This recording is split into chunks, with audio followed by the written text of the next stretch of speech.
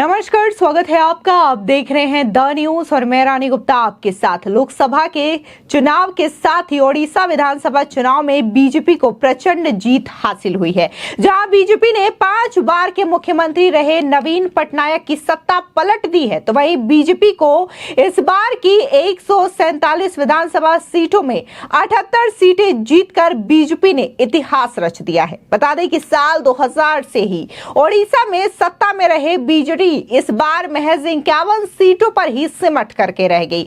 वहीं कांग्रेस ने 14 विधानसभा सीटों पर जीत हासिल की है। दरअसल आपको बता दें कि राज्य में पहली बार ऐसा हो रहा है कि बीजेपी सरकार बनाने जा रही है। ऐसे में अब मुख्यमंत्रियों के नामों की चर्चा भी तेज हो चुकी है। इस बार जहां एक ओर सस्पेंस जारी है, तो दूसरी ओर बीजेपी कुछ चुनिंदा नामों पर विचार कर सकती है। ऐसी बड़ी खबर सामने आ रही है, जिसमें धर्मेंद्र प्रधान है, इसके अलावा संबित पात्रा समेत कई सारे बीजेपी के कद्दावर नेता हैं जो कि उड़ीसा से ही हैं। और ऐसे में माना जा रहा है कि इन्हें बीजेपी उड़ीसा की मुख्यमंत्री की कमान सौंप सकती है। तो आपको विस्तार से बताते हैं कि ऐसे कौन से नाम हैं जिनके नामों को लेकर के बीजेपी विचार कर रही है। आपको बता दें कि इस कड़ी में पहला नाम है धर्मेंद्र प्रधान का, जो कि मोदी सरकार में बतौर केंद्रीय मंत्री और उड़ीसा के सबसे महत्वपूर्ण नेताओं में से एक गिने जाते हैं। धर्मेंद्र प्रधान ने राज्य में सरकार बदलने में बड़ी भूमिका निभाई है और इस बार बीजेपी सरकार दिल्ली में खुद अल्पमत में होने के कारण धर्मेंद्र प्रधान के लिए राज्य की चुनौती और जिम्मेदारी थोड़ी मुश्किल होती जा रही है। प्रधान ने बीजेडी के प्रणव प्रकाश दास के खिलाफ 1 लाख से अधिक मतों के अंतर से संबलपुर लोकसभा सीट जीती है। वहीं दूसरे नाम की बात करें तो वो है बैजंत पांडा, जिन्होंने ओडिशा में केंद्रपाड़ा लोकसभा सीट हासिल की है। वो बीजेडी से 1 बार राज्यसभा सांसद और 2 बार लोकसभा सांसद रह चुके हैं। हिंदुस्तान टाइम्स की रिपोर्ट के मुताबिक वो 6 साल पहले बीजेपी में शामिल हुए और साल 2019 में केंद्रपाड़ा लोकसभा सीट से चुनाव लड़ा, जहां से वो हार गए, लेकिन विधानसभा चुनाव में उन्होंने जीत हासिल की है। इसी के साथ ही अगला नाम आता है अपराजिता सारंगी। बता दें कि इन्होंने कांग्रेस नेता यासिर नवाज और बीजेडी नेता मन्नत राउतरे के खिलाफ भुवनेश्वर सीट से जीत हासिल की है।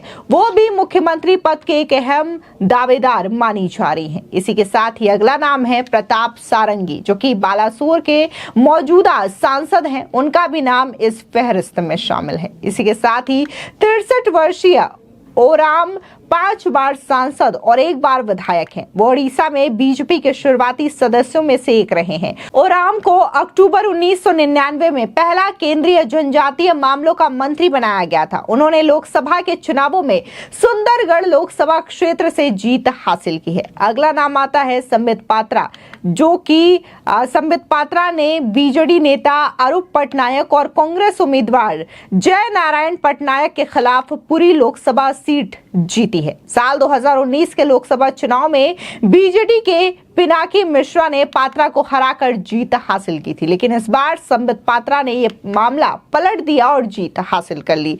इसी के साथ ही गिरीश चंद्र मुर्मू पिछले कुछ दिनों से लगातार चर्चा में बने हुए हैं। गिरीश ने गुजरात में मुख्यमंत्री के कार्यकाल के दौरान प्रधानमंत्री नरेंद्र मोदी के साथ काम किया है। उनके चहेते और उनकी कोर कमेटी के करीबी माने जाते हैं। जब केंद्र शासित प्रदेश जम्मू और कश्मीर को राज्य का दर्जा मिला, तो वो पहले लेफ्टिनेंट गवर्नर बने। बीजेपी की जीत के पहले ही इनका नाम कमेटी में रखा गया था। हालांकि सब इस पर चुप हैं और हाँ या ना कुछ भी नहीं बोल रहे हैं। वहीं ओडिशा में मुख्यमंत्री की रेस में अगला नाम मनमोहन सामाल का है, जो ओडिशा में बीजेपी के प्रदेश अध्यक्ष हैं। दरअसल उनके ऊपर पुष्कर सिंह धामी वाला उत्तराखंड का फॉर्मूला पूरी तरीके से ठीक बैठता है, जहां पुष्कर सिंह धामी राज्य में सरकार तो बना चुके थे, लेकिन खुद अपनी सीट हार गए थे।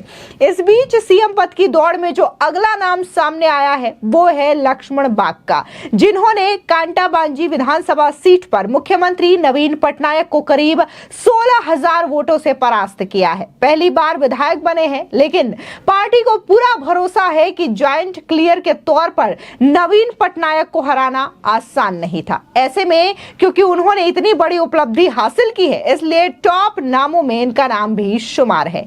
इसी के साथ ही आपको बता दें कि तमाम नेताओं के बयान भी सामने आ रहे हैं। ओडिशा बीजेपी चुनाव प्रभारी विजयपाल सिंह तोमर का बयान सामने आया है, जहां पर उन्होंने ये कहा कि लोगों ने मोदी की गारंटी पर भरोसा जताया है। सुनिए क्या कह रहे हैं विजयपाल सिंह तोमर। मैं यहाँ की उड़ीसा की जनता को बहुत धन्यवाद देना चाहूँगा कि इन्होंने सही निर्णय किया है। यहाँ 11 बड़े मंत्री, कद्दावर नेता, ये सब ध्वस्त हो गए हैं, क्योंकि यहाँ की जनता परिवर्तन चाहती थी और मोदी जी की गारंटी पर उन्हें विश्वास था, तो उस पर विश्वास करके एक तरफा वोटिंग किया है। 21 में से 20 लोकसभा हम जीते हैं और स्पष्ट बहुमत हमारा विधानसभा में आया है। हमारा मैजिक कुछ नहीं रहा, मोदी जी का मैजिक है और वो ही चला है, क्योंकि उन्होंने अब तक जो कहा है वो किया है। यहाँ पर भी क्योंकि भ्रष्टाचार व्याप्त था, महिलाओं की सुरक्षा ठीक नहीं थी, किसान परेशान थे और लगता ये था कि नवीन जी की जगह कोई प्रॉक्सी मुख्यमंत्री चला रहा है इस सरकार को। तो ये सब नीचे तक मैसेज गया और उसी का कारण था कि चाहे सावित्री योजना हो महिलाओं के लिए, चाहे 3100 रुपये धान का MSP देने का वायदा हो, या गरीब तमाम लोगों को जो नहीं मिले हैं पात्र व्यक्ति को उनको आवास देने का मामला हो, या हमारे आयुष्मान भारत योजना पूरे देश भर में लागू है, यहाँ नहीं है, उसको लागू करने का मामला हो, इन सब को लेकर और ये कहकर प्रधानमंत्री जी, गृह मंत्री जी ने कि भ्रष्टाचार करने वाले बचेंगे नहीं, हमारी सरकार आएगी तो इन सब के खिलाफ कार्रवाई होगी। तो एक ये पता चला कि हाँ, विकल्प भारतीय जनता पार्टी है और ये भ्रष्ट लोगों को नहीं छोड़ती है, पारदर्शिता से काम करती है। यहाँ की जनता ने विश्वास किया मोदी जी के नेतृत्व में और उन्होंने कहा हम किसी उड़िया के ही व्यक्ति को, जो उड़िया संस्कृति वाला हो, उड़िया की अस्मिता का रक्षा करने वाला हो और यहाँ का ही हो, उसको हम मुख्यमंत्री घोषित करेंगे और 10 तारीख को शपथ होगी। तो इस पे जनता को विश्वास हुआ। इसके अलावा सूर्यवंशी सूरज, जो कि धामनगर विधानसभा क्षेत्र से उम्मीदवार जीते हैं, उनका बयान भी सामने आया है और उन्होंने ओडिशा में विधानसभा चुनावों में जो जीत हासिल की है उसका क्रेडिट प्रधानमंत्री नरेंद्र मोदी और बीजेपी की लीडरशिप को दिया है। सुनिए सूर्यवंशी सूरज का ये बयान। देना चाहूंगा धामनगर के तमाम जो वोटर्स हैं, मेरे ऊपर जितने भी आस्था किए हैं और भारतीय जनता पार्टी को इतने बड़ी जनादेश ये प्रभु जगन्नाथ की कृपा के बिना संभव पर नहीं था। असंभव यहाँ पे संभव हुआ है। उड़िया अस्मिता, उड़िया स्वाभिमान का विजय हुआ है। प्रभु जगन्नाथ जी का आशीर्वाद, उड़िया लोगों का जितना सारा मोहब्बत, ये भारतीय जनता पार्टी को यहाँ पे यशस्वी किया है। इस संकल्प पत्र में हम जो चारों क्षेत्र हैं, महिला हैं, युवा हैं, किसान हैं और गरीब है, इनको हम पूरा फोकस दिए थे, इम्पोर्टेंस दिए थे। आप सुभद्रा योजना की बात कीजिए, मुफ्त के बिजली की बात कीजिए, या फिर जो MSP के बारे में है उसका भी बात कीजिए। ये सब भारतीय जनता पार्टी जो संकल्प लिया था उसको पूरा करने के लिए उड़ीसा के लोग हमें अवसर दिए हैं। तो ये अवसर का पूरा फायदा उठाते हुए भारतीय जनता पार्टी उड़ीसा में सरकार करेगा और जितना भी संकल्प किए हैं उसको पूरा करने के लिए 100% एफर्ट दिया जाए। आपको बता दें, दरअसल लोकसभा चुनाव के साथ साथ ओडिशा में विधानसभा चुनाव भी हुए थे। ओडिशा के मुख्यमंत्री एवं बीजेडी प्रमुख नवीन पटनायक कांताभाजी विधानसभा सीट से चुनाव हार गए। उन्हें भारतीय जनता पार्टी के लक्ष्मण बाग ने चुनाव हरा दिया है। पार्टी और पटनायक के लिए ये बड़ी क्षति है। वो पिछले 24 साल से ओडिशा के मुख्यमंत्री थे और एक बार भी कोई चुनाव नहीं हारे थे। लेकिन इस बार बीजेपी की लहर में न सिर्फ उन्होंने राज्य से अपनी सत्ता गंवाई, बल्कि खुद भी अपनी सीट वो बचाने में नाकाम साबित हुए। ये पहला मौका है जब किसी ने पटनायक को चुनावों में शिकस्त दी है। फिलहाल इस पूरे मामले को लेकर के आपकी क्या राय है, हमारे कमेंट सेक्शन में जरूर बताएं। धन्यवाद।